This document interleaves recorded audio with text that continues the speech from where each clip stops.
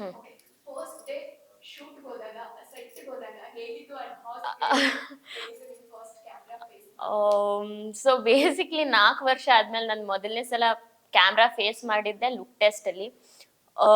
Full ಹೆದರ್ಕೊಂಡಿದ್ದೆ. ನನ್ಗೆ ಅನ್ಸ್ಲೇ ಇರಲಿಲ್ಲ ಇಷ್ಟು ನಾನು ಚಿಕ್ಕ ವಯಸ್ಸಿಂದ ಇದೇ ಕೆಲಸ ಮಾಡಿದ್ದು, ಆದ್ರೂ ಅದು ಫಸ್ಟ್ ಟೈಮ್ ಮಾಡಿರೋ ತರ ನಂಗೆ ಅನ್ಸ್ತಿತ್ತು.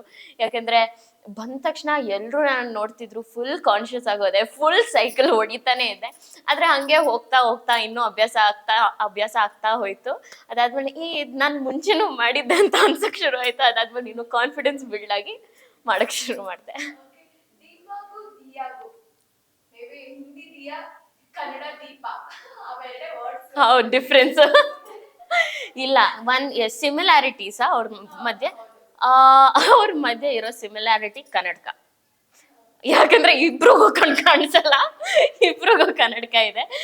ಇನ್ನೂ ಏನು ಸಿಮಿಲಾರಿಟೀಸ್ ಇಲ್ಲ. ನಾನು ಇನ್ನೊಂದು ಸಿಮಿಲಾರಿಟಿ ಅಂದ್ರೆ ಇಬ್ರು ಬಬ್ಲಿ ನೇಚರು. ನನ್ಗೂ ತುಂಬಾ ಮಾತಾಡಕ್ ತುಂಬಾ ಇಷ್ಟ, ದೀಪಂಗೂ ಮಾತಾಡಕ್ ತುಂಬಾ ಇಷ್ಟ. ಎಲ್ ಸಿಕ್ರು ಯಾರ ಹತ್ರ ಬೇಕಿದ್ರು ಕೂತ್ಕೊಂಡು ಮಾತಾಡ್ತಾಳೆ. ಸೊ ಅದು ಒಂದು ಸಿಮಿಲಾರಿಟಿ. ಅದನ್ ಬಿಟ್ರೆ ಮತ್ತೇನಿಲ್ಲ. ಇಬ್ರು ಟೂ ಪೋಲ್ಸ್ ಅಪಾರ್ಟ್ ತರ ನಾವು, ದೀಪ ಮತ್ತೆ ದಿಯಾ. ಏನಾದ್ರೂ ದೀಪನಿಂದ ಅಡಾಪ್ಟ್ ಮಾಡ್ಕೋತೀನಿ ಅನ್ನೋದಾದ್ರೆ ದಿಯಾ ಅಡಾಪ್ಟ್ ಮಾಡ್ಕೊಳ್ಳೋದು ದೀಪನಿಂದ ಆಕ್ಚುಲಿ ಮಾಡ್ಕೊಂಡಿದೀನಿ. ಏನಂದ್ರೆ ತಾಳ್ಮೆ. ಯಾಕಂದ್ರೆ ನನ್ ದೀಪನ್ ನೋಡಿರೋ ಪ್ರಕಾರ ಲೈಕ್ ಸೀನ್ಸ್ ಎಲ್ಲ ಓದವಾಗ ಏನ್ ಅನ್ಸ್ತಿತ್ತು ಅಂದ್ರೆ, ತಾಳ್ಮೆ ಇದ್ರೆ ಏನ್ ನಡೀತಿದ್ರು ಅದಾಗೆ ಸರಿ ಹೋಗತ್ತೆ, ಅಥವಾ ಟೈಮ್ ಕೊಟ್ಟಿದ್ರೆ ಅದಾಗೆ ಏನಾದ್ರೂ ಒಂದ್ ಸೊಲ್ಯೂಷನ್ ಬಂದೇ ಬರತ್ತೆ ಅನ್ನೋದನ್ನ ನಾನು ದೀಪ ಇಂದ ಕಲಿತೆ.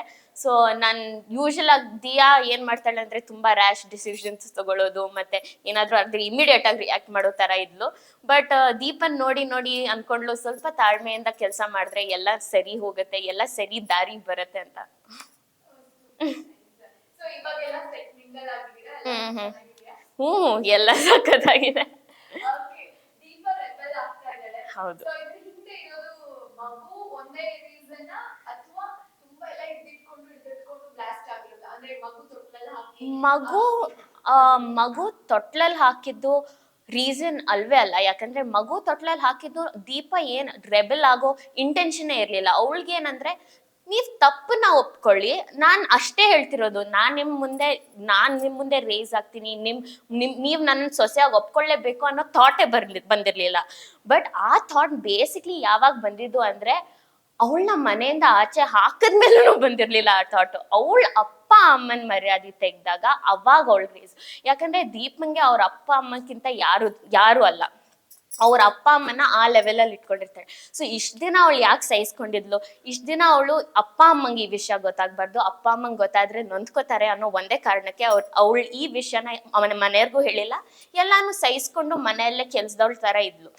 ಆದ್ರೆ ಇವಾಗ ಅಪ್ಪ ಅಮ್ಮಂಗೆ ಎಲ್ಲ ಹೇಳ್ಬಿಟ್ಟು ಅವ್ರ ಅವಮಾನ ಮಾಡಿ ಇವಾಗ ಯಾಕೆ ಅವಳು ಸುಮ್ಮನಿರ್ಬೇಕು? ಇಷ್ಟೆಲ್ಲ ಆ ರೀಸನೇ ಹೊಟ್ಟೋಗಿದೆ, ಸೊ ಇವಾಗ ಅವಳಿಗನ್ಸುತ್ತೆ, ಇಷ್ಟೆಲ್ಲ ಮಾಡಿದ್ರು ಇವ್ರು ಹಿಂಗ್ ಮಾತಾಡಿದ್ರೆ ನಮ್ಮ ಅಪ್ಪ ಅಮ್ಮನ ಹತ್ರ, ಇವಾಗ ನಾನ್ ಸುಮ್ಮನಿರ್ಬಾರ್ದು, ನಾನೀ ಮನೆ ಸೊಸೆ, ನನ್ಗೆ ಕಾನೂನ್ ಪ್ರಕಾರ ಎಲ್ಲ ಹಕ್ಕಿದೆ ಈ ಮನೇಲಿರಕ್ಕೆ, ಯಾರು ನನ್ನ ಈ ಮನೆಯಿಂದ ತೆಗ್ದಾಕಕ್ ಆಗಲ್ಲ ಅಂತ ಅವಳು ಇವಾಗ ಸಹಿಸ್ಕೊಂಡಿರೋದನ್ನೆಲ್ಲ ಇವಾಗ ತಿರ್ಗಿ ಬೀಳ್ತಿದೆ.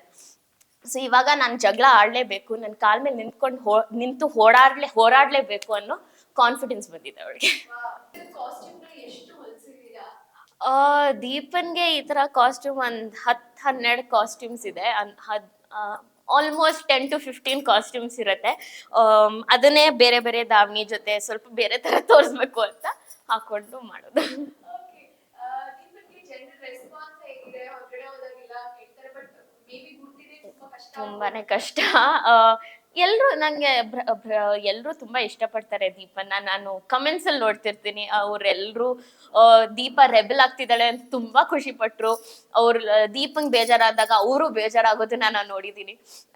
ಆದ್ರೆ ಆಚೆ ಹೋದಾಗಂತೂ ತುಂಬಾನೇ ರೇರು. ನಾನು ಬೈ ಚಾನ್ಸ್ ನಾನು ಕನ್ನಡಕ ಹಾಕೊಂಡಿದ್ರೆ ಅಥವಾ ನನ್ ಮುಖ ನನ್ ವಾಯ್ಸ್ ಇಂದ ಕಂಡಿಡಿತಾರೆ. ಆದ್ರೆ ನೋಡ್ ತಕ್ಷಣ ನಾನು ಏನು ಮಾತಾಡ್ಲಿಲ್ಲ ಅಂದ್ರೆ ಅವ್ರು ಸುಮ್ನೆ ನೋಡ್ತಾನೆ ಇರ್ತಾರೆ. ಅವ್ರ ಕಾನ್ಫಿಡೆನ್ಸ್ ಬರಲ್ಲ ಬಂದ್ ಕೇಳಕ್ಕೆ ಅಂತ.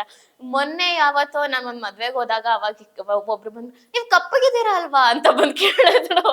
ಸೊ ಏನ್ ಹೇಳ್ಬೇಕು ಅಂತ ಗೊತ್ತಾಗಲ್ಲ. ಅವಾಗ ಅದು ನಾನ್ ಸೀರಿಯಲ್ ಅಲ್ಲಿ ಕಪ್ಪಗಿರೋದು ಅವಾಗ ತುಂಬಾ ಟೈಮ್ ತಗೋತಾರೆ.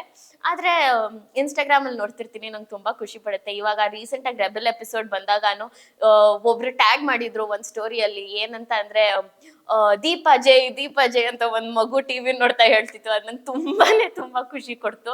ಸೊ ರೆಸ್ಪಾನ್ಸ್ ಚೆನ್ನಾಗಿ ಬರ್ತಿದೆ. ಓಕೆ, ಓವರಾಲ್ ನಿಮ್ಗೆ ದೀಪಾ ಕ್ಯಾರೆಕ್ಟರ್ ಬಗ್ಗೆ ಎಷ್ಟು ಖುಷಿ ಇದೆ, ಆಮೇಲೆ ಯಾವಾಗ ಈ ಎರಡು ಜಡೆಗಳ ಕತ್ತಿ ಬೀಳುತ್ತೆ, ಸೊ ದೀಪನಿಂದ ನಾವು ಇನ್ನು ಏನೇನು ಎಕ್ಸ್ಪೆಕ್ಟ್ ಮಾಡ್ಬೋದು? ದೀಪನಿಂದ ಇವಾಗ ತುಂಬಾನೇ ಎಕ್ಸ್ಪೆಕ್ಟ್ ಮಾಡ್ಬೋದು. ಯಾಕಂದ್ರೆ ಇವಾಗ ದೀಪ ಸುಮ್ನೆ ಕೂರೋ ಅಲ್ಲ, ಇವಾಗ ಅವಳು ವಾಪಸ್ ಕೊಡಕ್ ಶುರು ಮಾಡ್ತಾಳೆ ಎಲ್ಲ. ಅವಳಿಗೆ ಬೇಸಿಕ್ಲಿ ದೀಪ ಯಾವತ್ತೂ ಈ ಮನೆಗ್ ಕೆಟ್ಟದ್ ಮಾಡಲ್ಲ, ಏನು ಕೆಟ್ಟದ್ ಬಯಸಲ್ಲ. ಆದ್ರೆ ಯಾರಾದ್ರೂ ಅವಳನ್ನ ಎದುರಾಕಿದ್ರೆ ಅವಳು ಧೈರ್ಯವಾಗಿ ಅವ್ರನ್ನ ಎದುರ್ಸಲೆ ಅನ್ನೋ ಕಾನ್ಫಿಡೆನ್ಸ್ ನಾನ್ ನಿಮ್ಗೆ ಕೊಡ್ತೀನಿ. ಇವಾಗ ದೀಪನ್ಗೆ ಫುಲ್ ಕಾನ್ಫಿಡೆನ್ಸ್, ಈ ಮನೆ ಸೊಸೆ ಆಗ್ಲೇಬೇಕು, ನನ್ ಗಂಡನ ನಾನು ಪಡ್ಕೊಳ್ಳೇಬೇಕು, ಎಲ್ರು ಸರಿ ದಾರಿ ತರಬೇಕು ಅನ್ನೋ ಇದಿದೆ. ಲೈಕ್ ಏನಂತೀವಿ, ಜಿದ್ದಿದೆ, ಮಾಡ್ಲೇಬೇಕು ಅಂತ ಕೂತ್ಬಿಟ್ಟಿದ್ದಾಳೆ. ಸೊ ತುಂಬಾ ಮಜವಾಗಿರುತ್ತೆ ಇವಾಗ ಬರ್ತಿರೋ ಎಪಿಸೋಡ್ಸ್ ಎಲ್ಲ. ಪ್ಲೀಸ್ ನೋಡಿ, ಇನ್ನೂ ಸಪೋರ್ಟ್ ಮಾಡಿ, ಸಖತ್ತಾಗಿರುತ್ತೆ. Thank you.